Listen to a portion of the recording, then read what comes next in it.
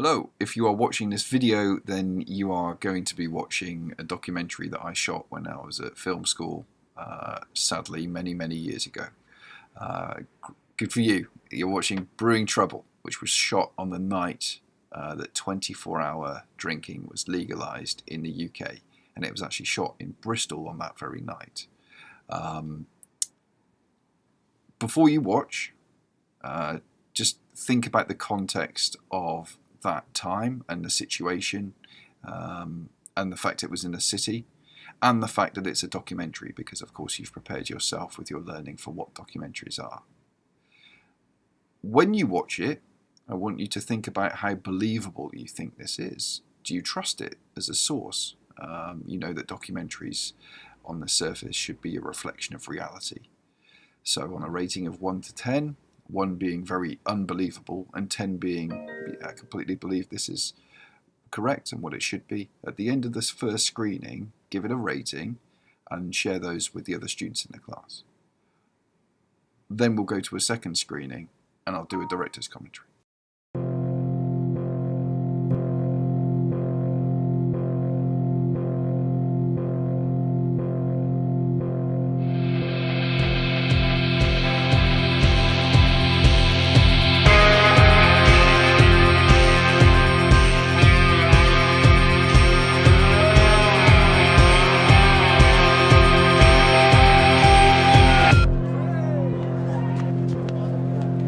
Saturday night in Bristol, a typical English city.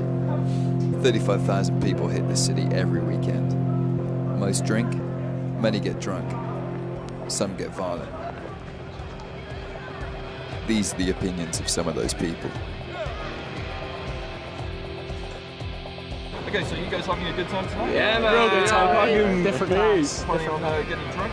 Well, I wouldn't say that. Drinking and dance. It's all about drinking and dance. Just, just chilling out. Just weekend, isn't it? Just, So relaxing. It's all about relaxing, chilling. Yeah, have a good time, man. That's it. Having a nice time, just relaxing.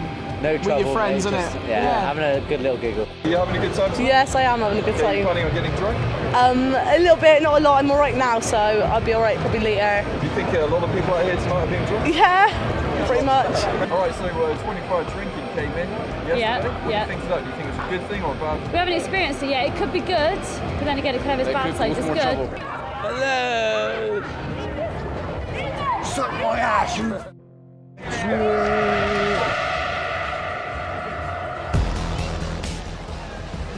Whilst most are out to have a harmless drink and just have some fun, some get too drunk for their own good. One thing that is obvious is that police resources to protect us are put under pressure because of this.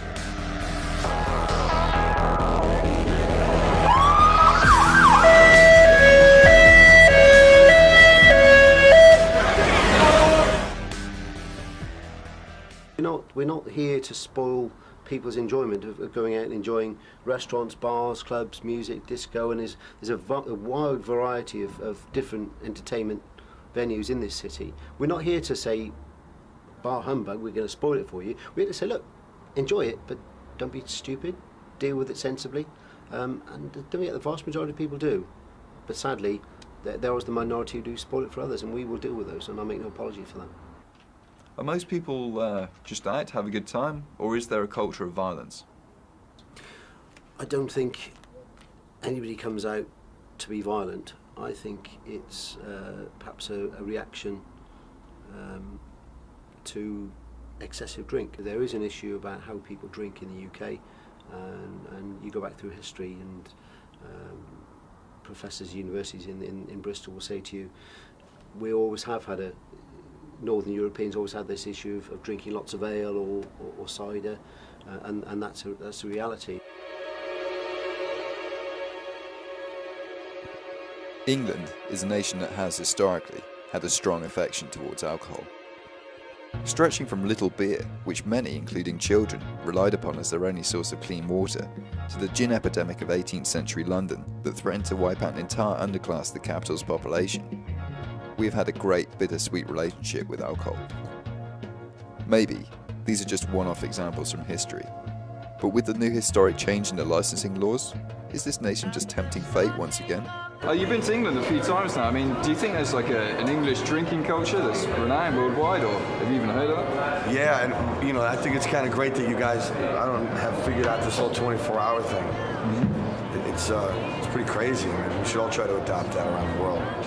Do you think there's a huge difference between drinking in Britain and drinking in the States? Oh yeah. Like, to what degree? I mean, well, I admire, like, you know, if you get in an argument with somebody whilst drunk, boxing it out. I find that that's manly. You know, it's righteous, it's honorable. In New York, people get shot. Okay. So you know, it's a little different in that respect. People still get drunk in New York, but they end up going to the car and getting a gun. Right. It's interesting because part of this documentary is about how people get violent when they get drunk. Oh yeah, no, it's either that. It's fuck or fight, man. You know that old Dead Kennedy song, man. Come on.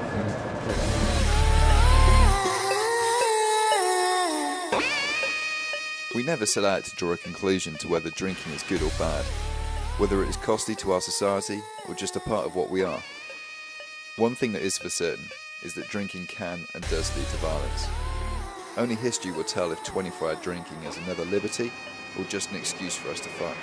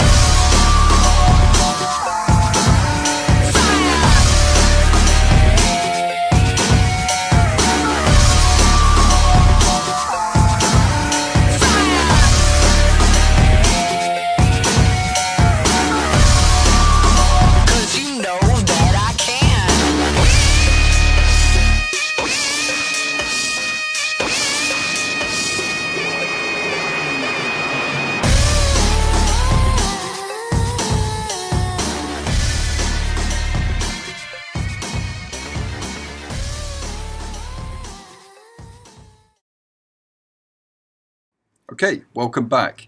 You will now have seen the first run through of the documentary film Brewing Trouble, and hopefully you'll have come up with your own personal rating between 1 being very unbelievable to 10 being absolutely unequivocally believable.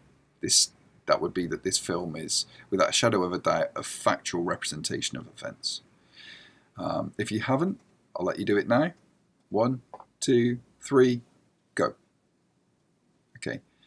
Most students that I've taught, when I've given them this exercise, have rated this between 8, 9, or even 10 in terms of believability.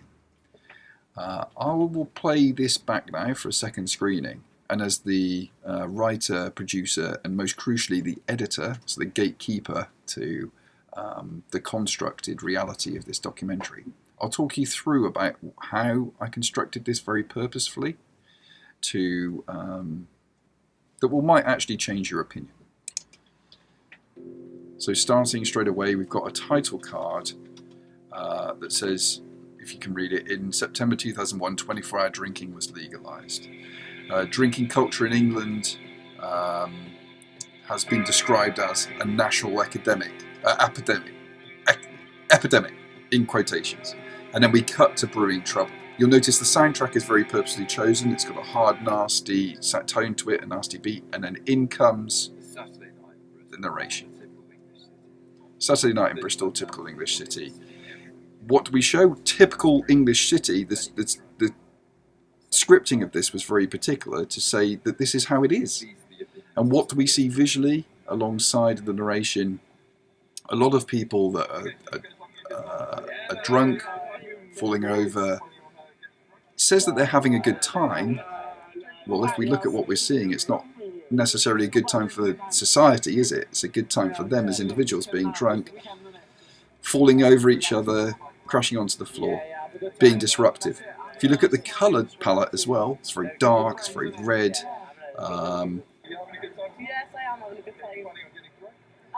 We notice that we've got interviews going on with these people, and to be honest with you, the people that we're interviewing seem to be very nice and quite normal and quite reasonable, but very soon, somebody in the background being a bit foolish. Here we go, these guys being a bit silly, and then in comes someone who is quite aggressive and saying some very nasty things.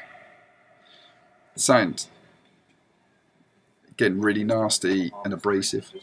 And the narration comes back in, and the narration is by yours truly.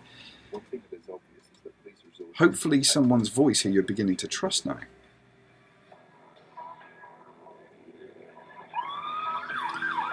That sound was actually recorded on another camera where it was much, much louder, and I put it over the top of the footage we recorded, linking to the silliness that you can see of people walking around with these cones.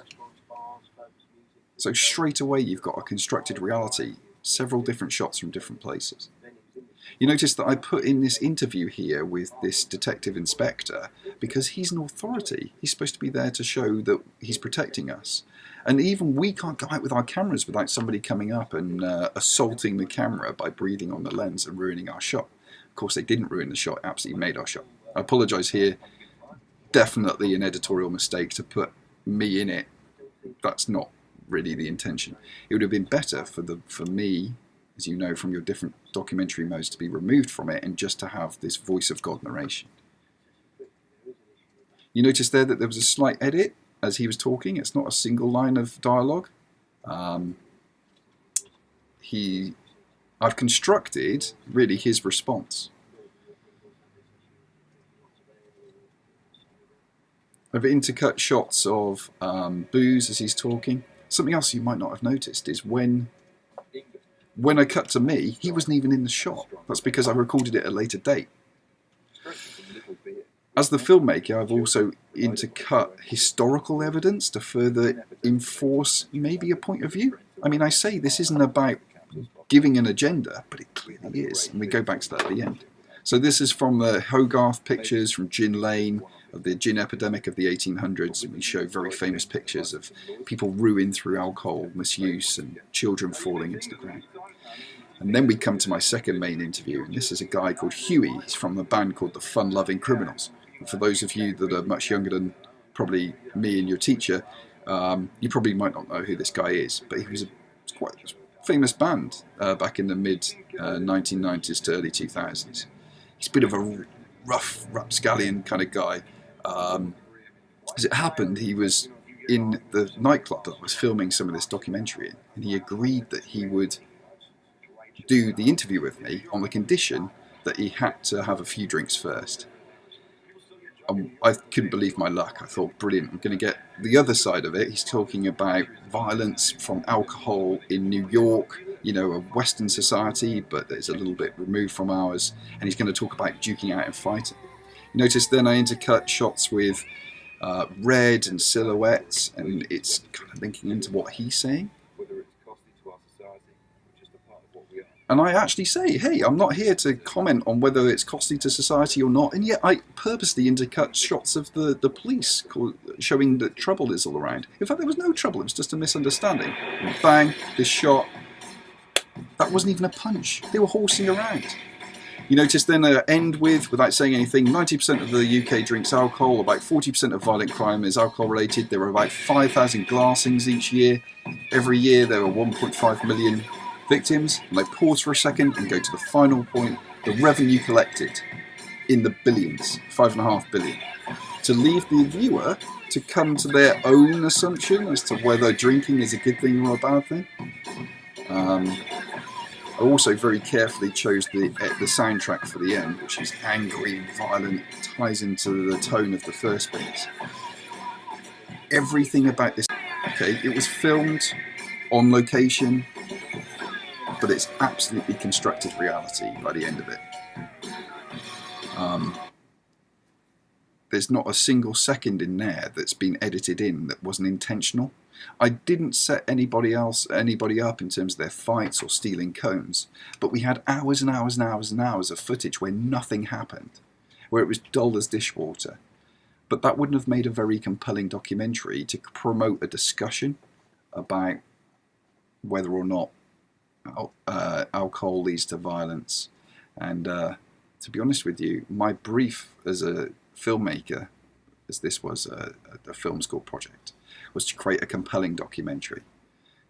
It wouldn't have been very compelling if I'd have made a film about violence and alcohol and nothing would have happened. So I constructed a reality where some nasty things happened and it's painful and costly to society. And no matter how many police are out there, advice they give, human nature, especially for British people, will always lead us to violence as a result of our addiction to alcohol. And I don't think that is actually the truth. But I do think it's entertaining. And that's the director's commentary.